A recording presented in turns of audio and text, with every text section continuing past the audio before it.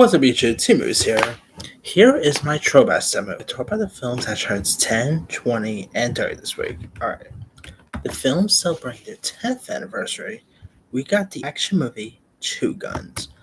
Now, in Two Guns, it stars Denzel Washington and Mark Wahlberg, along with Paula Patton, the late great Bill Paxton, James Marsden, Fred Ward, and Edward James Olmos. If you guys don't know much about the film here, you have DEA agent Bobby Trent, played by Denzel Washington, and U.S. Navy intelligence officer Marcus Stigman, played by Mark Wahlberg, who have been working undercover as members of the narcotics syndicate. The twist: neither man knows that the other is an undercover agent. When their attempt to infiltrate a Mexican drug cartel and recover Mills goes haywire, the men are reevaluated by their superiors. Trench and Sigmund must go on the run, lest they wind up in jail or in the grave here. Two Guns is actually a really fun action film. I really like the chemistry between Denzel and Mark Wahlberg. Those two really play off each other well. Paul Patton come on, she's always terrific. James Moss is great. The action is fun. I remember watching this one at theaters. I had a fun time with it. Doesn't really get talked about as much today, but it is really good film if you guys haven't seen that. All right, also turning 10, we got the Smurfs 2. The Smurfs team up in the second one. You have the Smurfs who teams up with their human friend to rescue Smurfette, who has been kidnapped by Gargamel. You of course had Hank Azaria reprising his role as Gargamel, which, by the way, say what you ever want about the Smurfs live action movies, you can't deny that Hank Azaria was a perfect Gargamel. Like, he really played the role perfectly.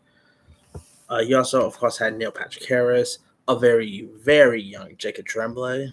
This was actually Jacob Tremblay's first movie before his big break with Rome. Uh, I believe he was like just a baby. Like, I don't know how old the kid was when he did this movie. Maybe like 1 or 2, I guess. I don't remember. Uh, but there's a little tip for that too. Of course, you had the voice talents of like Katy Perry as a Rose Smurfette. You had Brandon Gleeson in this. Jimmy Kimmel was even in this. You had Christina Ricci, J.B. Smoove, the late actor Anton Yelchin. You even had Pee Wee Herman as one of the Smurfs. I mean, I I met the first Smurfs. I really enjoyed. I had a fun time with the first one, and it was really entertaining. The sequel, while it's nowhere near as good as that first Smurfs movie, I still thought the sequel was pretty fine. You know, of course, both movies were directed by Roger Gosnell, who gave us the Scooby Doo films, Beverly Hills Chihuahua. Some really decent stuff there. And the sequel definitely had some nice charm to it. Definitely had some fun laughs here. Of course, you had a supposed an evil Smurfette here, voiced by Christina Ricci. So not a bad sequel, just not as good as the first film. Then of course they end up doing like animated, pretty much an animated version rather. That did not have Neil Patrick Harris or any of the other cast. So, and we do got another like animated Smurf movie coming out with Rihanna, I believe, as a role Smurfette. So that comes out, I think, 2025 or 2026, one of the two. But anyway, all right.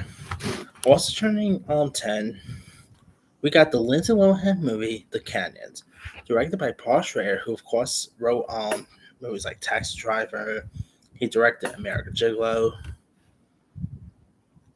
If you don't know much about The Canyons, it stars Lindsay Lohan and James Dean.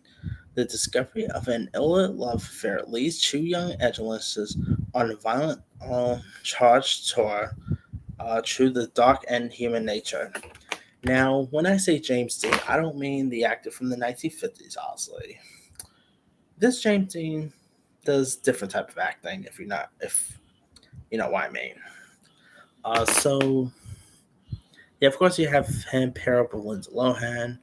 I mean, I've always liked Lindsay Lohan. It's always nice to see her really coming back in to full swing and all.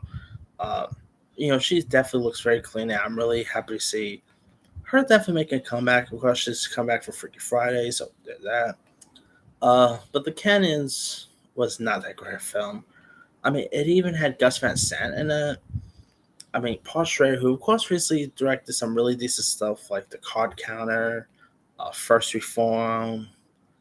He just had that new movie, that Master Gardener movie with Joe Egerton, which I haven't seen yet, but I've been hearing good stuff about that. Uh, but obviously, Paul Schrader Owl is known as the director of American Gigolo with Richard Gere. Good film if you guys haven't seen that. But yeah, this is not really his best effort, and it's a shame because he's a really good director. But yeah, this movie was a bust. All right. Also turning 10, we got The Spectacular Now.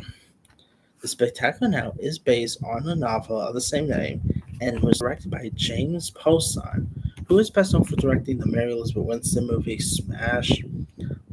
He did that not so great movie, The Circle.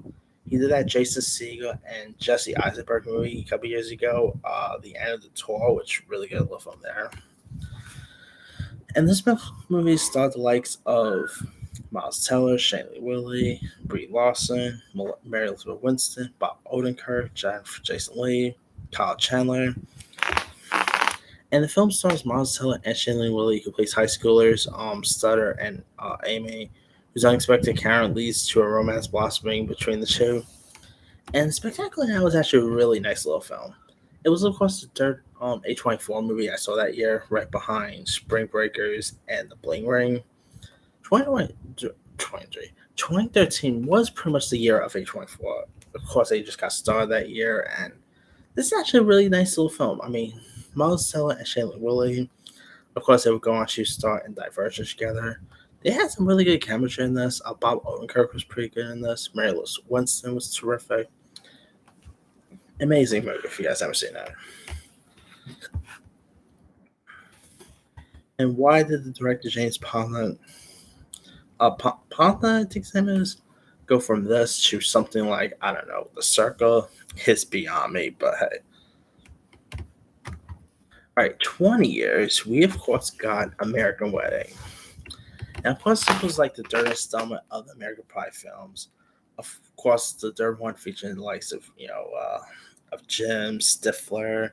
Of course, after this, we were going to get a slew of like home video American Pie sequels, and top it off with American Reunion like years later. But before that, we had American Wedding. Of course, this time around, you have Jim and Michelle, who are pretty much, of course, have having a wedding ceremony. And of course, the subplot also centers around Stifler trying to, be like a nice guy and stuff like that, and try to be sweet. His answers, of course, including like his attempt to organize a bachelor party, teaching Jim to dance for the wedding, and even competing with Finch to win the heart of Michelle's sister Candace, who's of course played by January Jones. I love American Wedding. I mean, it's not as good as, let's say, American Pie or American Pie 2. My favorite will probably be American Pie 2, to be honest with you. But American Wedding is terrific. I've always had a fun time with this one. Stifler just trying to organize help out with a wedding. Come on, what more you guys for there? Stifler is the type of friend you always wish you had. And Sean William Scott just plays Stifler perfectly. And some of the stuff in this is hilarious. I mean, Boom Boom with the Bridesmaids. I can quote this movie a lot. I mean, it's awesome. I always adored it, and it was really. It's a shame they had to wait till like 2012 to reunite the gang. There is still rumblings about another American Pie movie, but we'll see if that, like, with the original cast coming back, but we'll see if that's actually gonna ever happen. But that aside, American Wedding is just. It's definitely one of my top 10 favorite wedding movies. It's really funny that, it even has some heartfelt moments in it too. And I've always adored it. So if you guys never seen American Wedding or even any of the American Pie movies, probably the theatrical ones, like with Stifler, Jim, and all, definitely give those a go. Okay, now from a movie that has a good film to a not so great film. Also turning 20. Oh boy, we got Gigli. boy. Where did I begin with this one? Now, Gigli, of course, was a movie that pretty much, I guess you say, pretty much brought benefit together with Ben Affleck and Jennifer Lopez. And this, if you guys don't know much about Gigli, you have Ben Affleck who is ordered to kidnap the psychologically challenged younger brother of a powerful federal prosecutor, and plans goes haywire where like Gilly's boss sends and Ricky, played by Jennifer Lopez, who's a free spirit female gangster who has like her own set of orders to assist with the kidnapping, but of course Gilly ends up falling for her and all. He of course had Christopher almost said Lloyd, Christopher Walken, Justin Boffa, Al Pacino. What do I begin with this one? Let me just get out the gate. This movie is one of the worst motion pictures of all time. I mean, it's really infamously bad. I like to think this is actually the movie that really broke up Benefit Together. I was like, they were probably being like, okay, let's just maybe this was their whole stack. Let's break up here so people could forget about Jilly, and then years later, after people forget about Jilly, we get back shit. I like to think that this is a movie that really messed up their relationship, but who knows? Uh, Now, one thing I was always disappointed about this, it was directed by director Martin Brest. Now, if you guys don't know Martin Brest, let me pull up some of his credits. Martin Brest's credits also includes the like of the iconic Eddie Murphy movie Beverly Hills Cop. Let me put some of his other stuff. He did Midnight Run, Meet Joe Black. He did the Al Pacino movie Scent of a Woman. Of course, the movie that won Al Pacino his I believe his first Oscar, if I'm not mistaken. And he went on to do this. I believe this was actually his last movie. Like, let me double check something. Was this like his last movie he's ever done? Because I don't. I mean, let me see. Martin Brest. Can I remember if this was like his last ever feature? Let me double check here.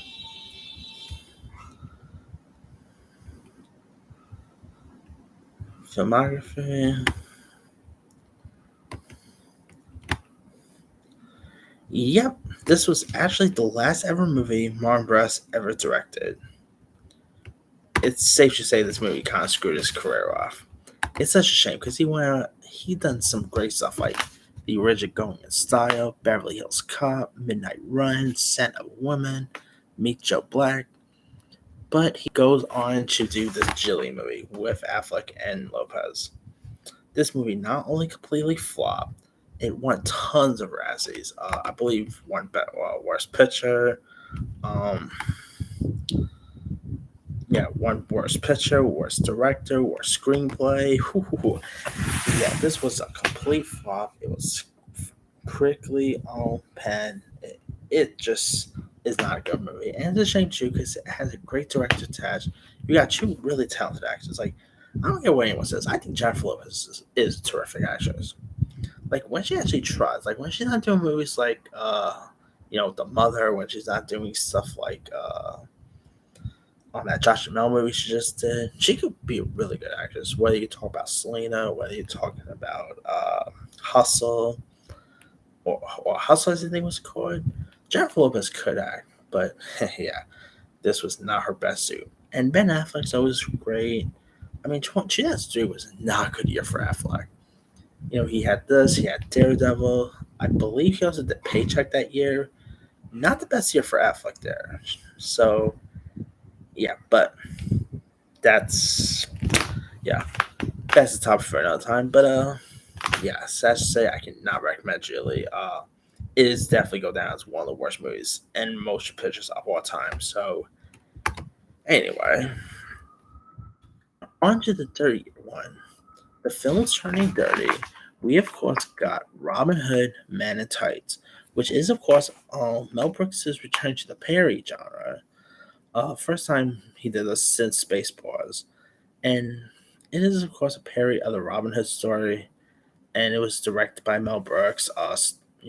Even co-ran by Mel Brooks, starring Carrie Ellis, Richard Lewis, Dave Chappelle.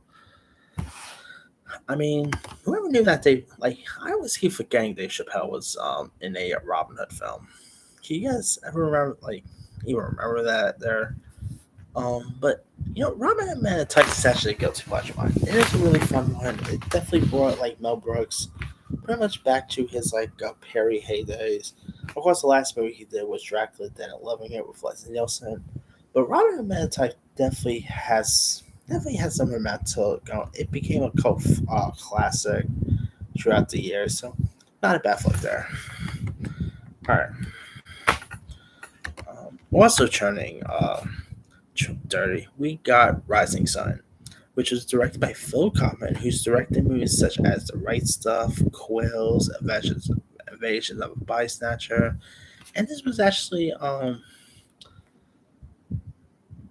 actually based on a novel by Michael Crichton. If you guys don't know the name Michael Crichton, he of course wrote Jurassic Park, the Jurassic Park books, which of course got turned into a feature in the same year actually. So nice year for Michael Crichton. And this movie, of course, had the likes of Wesley Snipes teaming up with Sean Connery, and if you also had Tia Carrera was also in this.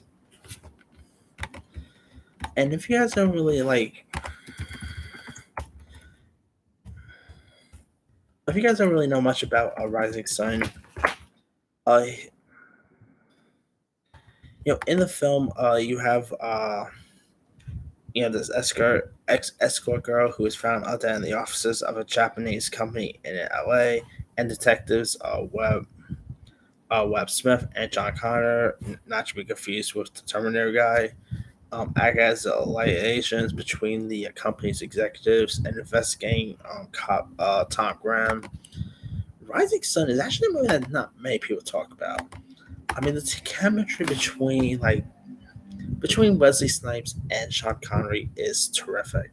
If you want to hear if you want to hear Sean Connery curse up a storm, this is for you. Like I remember watching this.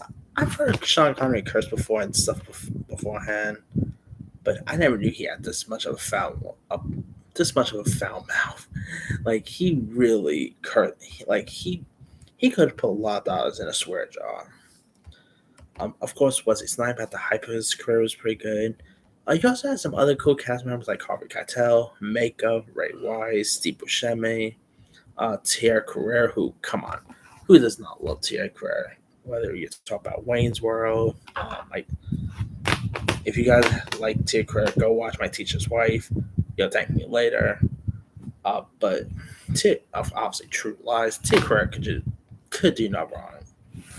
And I really quite liked her in this film too. Connery definitely had some really fun moments.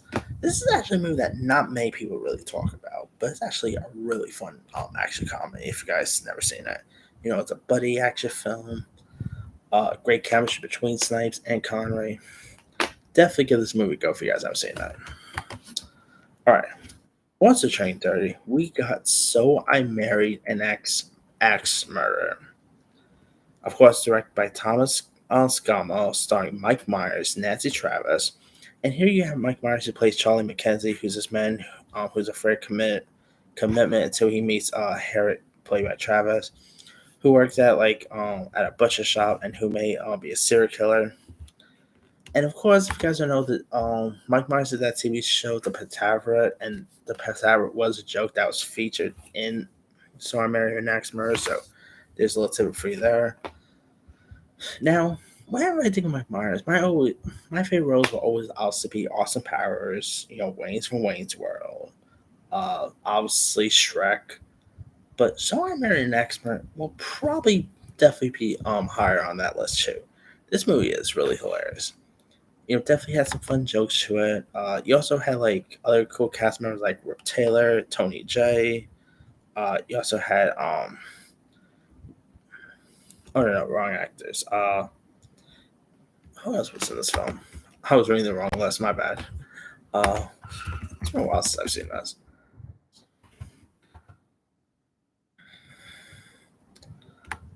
Yeah, other actors like Anthony LaPicca, Michael Richards was in this. Brenda Fricker, who of course played the Pigeon Lady in Home Alone 2. You had Charles Grodin, Stephen Wright. I mean, this is a really fun film. Definitely has some fun laughs. Cute, charming. Definitely go watch So I Married an Ex Murphy if you guys have seen it. All right. Now, also turning dirty, the last film on this list, we of course got Tom and Jerry the movie. Of course,